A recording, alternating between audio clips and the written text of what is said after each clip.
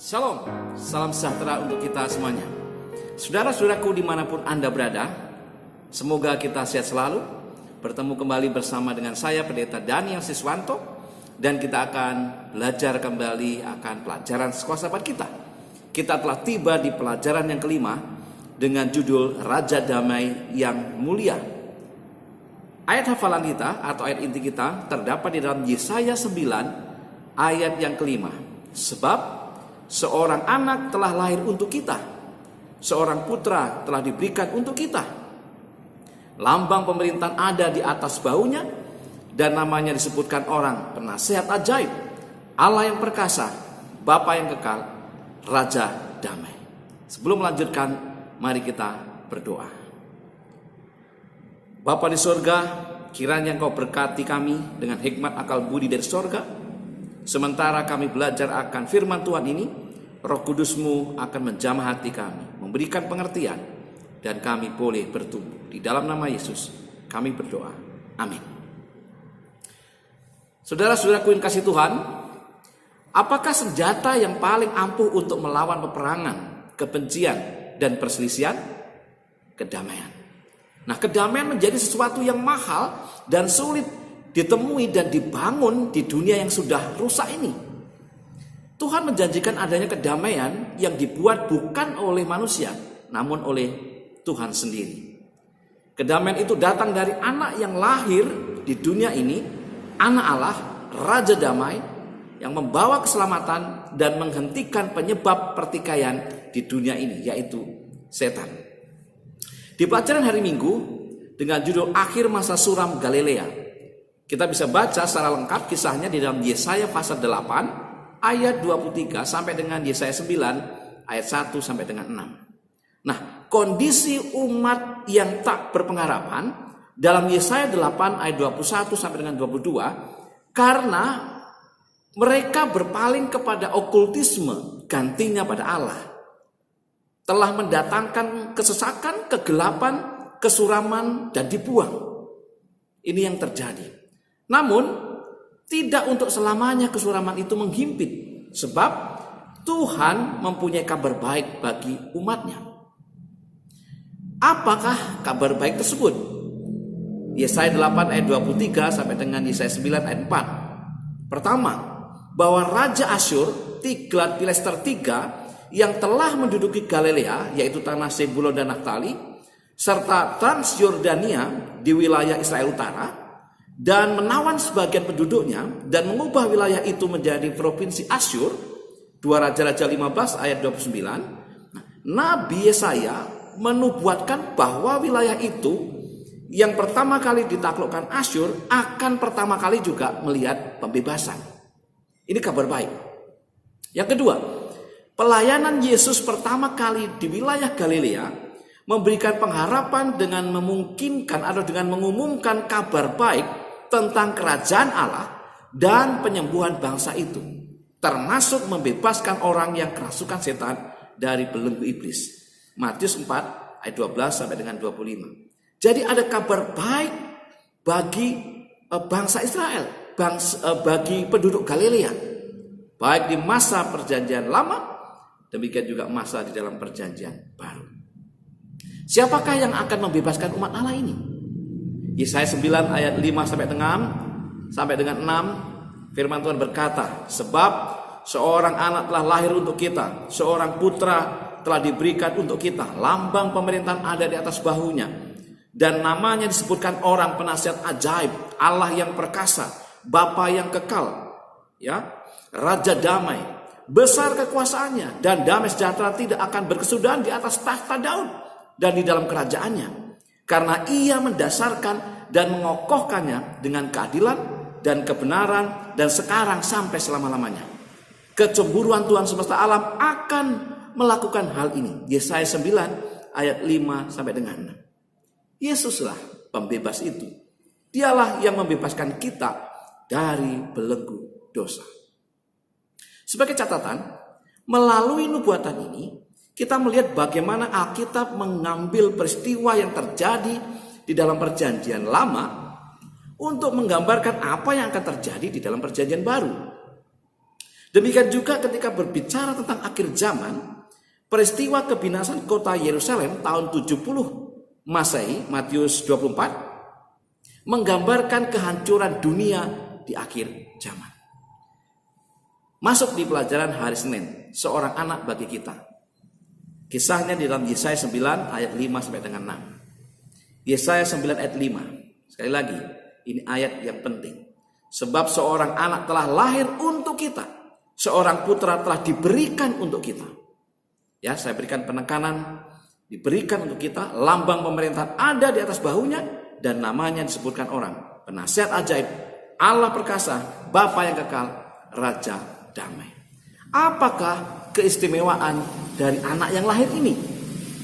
Yang pertama, memiliki beberapa nama yang menggambarkan kebesarannya, seperti halnya kebiasaan para raja zaman dahulu di Timur Dekat.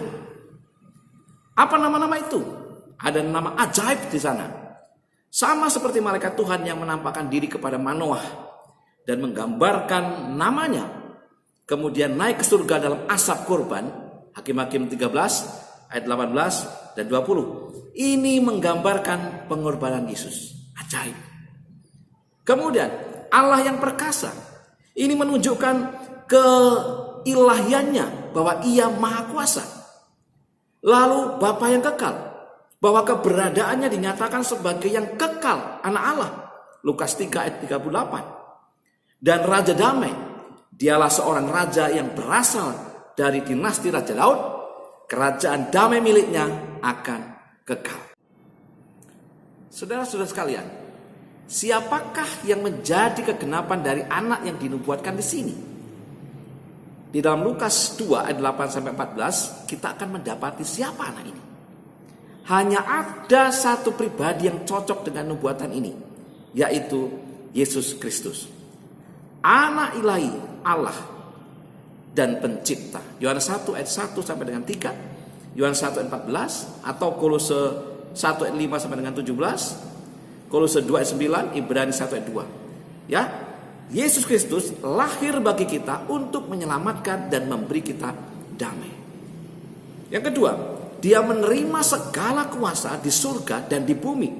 Dia menyertai kita senantiasa. Matius 28 ayat 18 sampai dengan 20. Dia tetap oknum ilahi dan juga manusia untuk selamanya. Ibrani 4 ayat yang ke-15. Di pelajaran hari Selasa, tongkat murka Allah, Yesaya 9 ayat 7 sampai dengan 10, dan juga Yesaya 9 ayat 34. Tuhan menghukum umatnya yang berdosa dan mengizinkan mereka mengalami derita melalui serangan musuh-musuh mereka. Namun Tuhan juga menjanjikan kelepasan. Yesaya 9 ayat 1 sampai dengan 4. Mengapa Tuhan menghukum umatnya secara bertahap dan bukan sekaligus? Ada 3 alasan. Yang pertama, karena Dia sabar. Di dalam 1 Petrus 3:9 dikatakan, karena Ia menghendaki supaya jangan ada yang binasa, melainkan supaya semua orang berbalik dan bertobat. Ia sangat sabar. Selanjutnya, yang kedua, Dia mau mendidik kita. Allah membiarkan bangsa Yehuda dan Israel mengalami beberapa akibat dari kebodohan mereka, agar mereka dapat mengerti apa yang mereka lakukan dan memiliki kesempatan untuk membuat pilihan yang lebih baik. Itu ada didikan. Yang ketiga, Dia menghargai pilihan. Ketika umatnya melakukan kejahatan dan mengeraskan hati menentang Dia dan panggilan yang disampaikan melalui utusannya, maka Dia menarik perlindungannya dari mereka. Jika mereka terus dalam pemberontakan, maka tidak ada lagi yang Allah dapat lakukan untuk menyelamatkan mereka. Allah sangat menghargai pilihan-pilihan kita, saudara sekalian. Apakah yang menjadi dosa-dosa bangsa Israel? Yesaya 9 ayat 7 sampai dengan Yesaya 10 ayat 2. Ada banyak dosa-dosa yang dilakukan bangsa Israel. Berkata dengan congkak dan tinggi hati. Mulut mereka berbicara bebal, membuat peraturan yang tidak adil. Ya, mengeluarkan keputusan yang lalim, menghalangi orang lemah untuk mendapat keadilan, merebut hak orang sengsara, merampas milik janda-janda, menjarah milik anak yatim. Dan sekalian, inilah kejahatan-kejahatan yang Tuhan sangat sabar memberikan kesempatan untuk mereka untuk datang berbalik kepada Tuhan.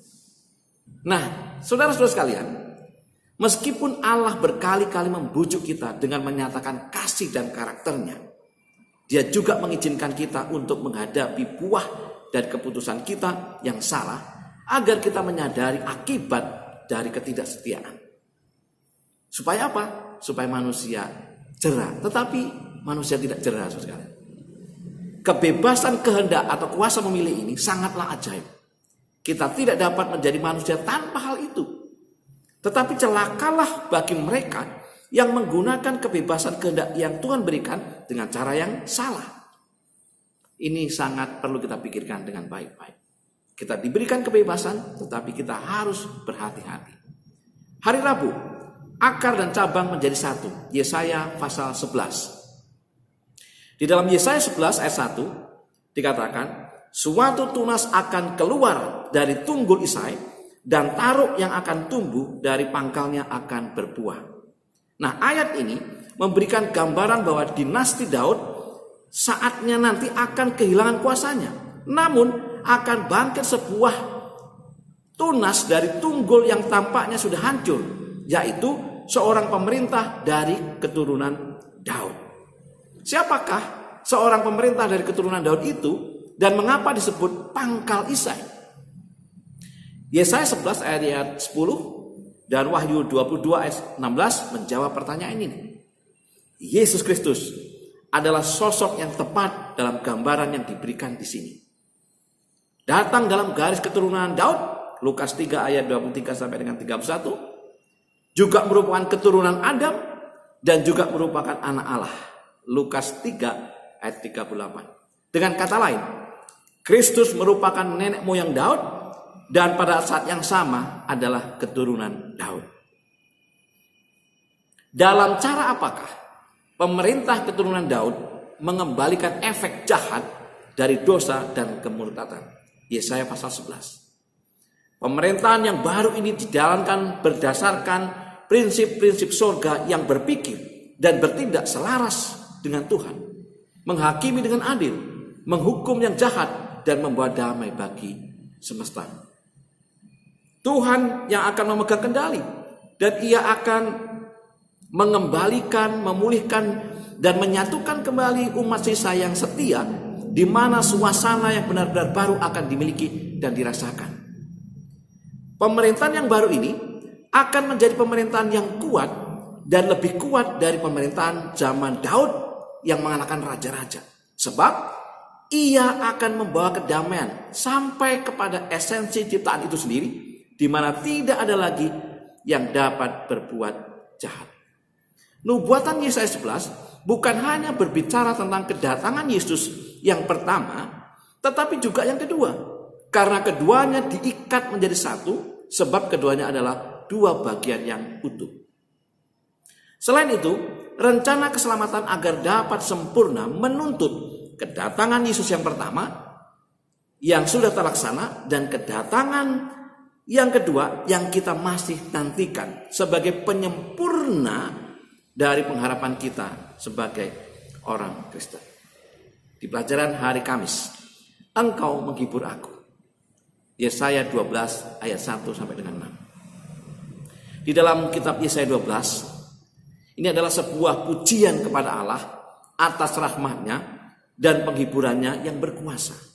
Ini juga seperti lagu Musa dan bangsa Israel ketika mereka diselamatkan dari tangan Fir'aun di Laut Teberau, Keluaran 15. Dan di akhir zaman, pujian ini juga muncul, ya, digambarkan seperti nyanyian Musa dan anak Daud, Wahyu 15 ayat 2 sampai dengan 4. Yesaya menyatakan bahwa Allah adalah keselamatanku dan Ia akan menjadi keselamatanku. Hal ini sangat jelas menunjuk kepada peran Yesus sebagai pembebas. Nama Yesus itu sendiri berarti Tuhan itu keselamatan. Matius 1 ayat 21. Mengapa penting gagasan tentang Tuhan adalah keselamatan dikaitkan dengan Yesus? Sebab Yesus bukan saja mengerjakan keselamatan, tetapi Dia sendiri adalah keselamatan. Ia adalah di tengah-tengah kita dan ia adalah segalanya bagi kita. Yesaya 12 ayat 2 dan 6. Yesus bukan saja melakukan mukjizat, tetapi dia menjadi manusia dan diam di antara kita. Yohanes 1 ayat 14. Yesus bukan saja menanggung dosa-dosa kita di atas kayu salib, tetapi dia menjadi dosa karena kita. 2 Korintus 5 ayat 21. Yesus bukan saja membawa damai, tetapi dialah damai kita. Efesus 2 ayat 14. Sehingga kita menyadari bahwa Yesuslah keselamatan kita. Yesuslah penolong kita. Di dalam Roma 3 ayat 24. Firman Tuhan berkata, oleh kasih karunia telah dibenarkan dengan cuma-cuma karena penebusan dalam Kristus Yesus. Apakah yang Rasul Paulus katakan pada ayat tersebut tentang penebusan? Pertama, bahwa penebusan itu ada di dalam Yesus. Yang kedua, hanya melalui kasih karunia dan rahmat Allah saja kita dapat memperoleh bagian dalam penebusan dan kekekalan. Dan yang ketiga, penebusan yang ada di dalam Dia dapat menjadi bagian kita oleh iman dan bukan melalui perbuatan kita. Sebab tidak ada jasa baik kita yang dianggap layak untuk memperoleh penebusan, tetapi hanya melalui jasa Kristus saja. Ketika Yesus ditinggikan di kayu salib, Dia akan menarik semua orang datang kepadanya.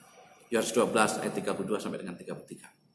Syarat utama yang harus kita lakukan untuk membawa orang lain datang kepada Yesus adalah meninggikan Yesus di dalam kehidupan kita. Maka Yesus akan membawa mereka datang kepadanya. Saudara-saudaraku yang kasih Tuhan, sebagai kutipan terakhir, Ellen G. White, The Sign of the Time, 5 Maret 1896 mengatakan, Kristus menyetujui untuk memenuhi seluruh persyaratan yang diperlukan untuk keselamatan manusia. Tidak ada malaikat atau manusia yang layak untuk pekerjaan besar yang akan dilakukan.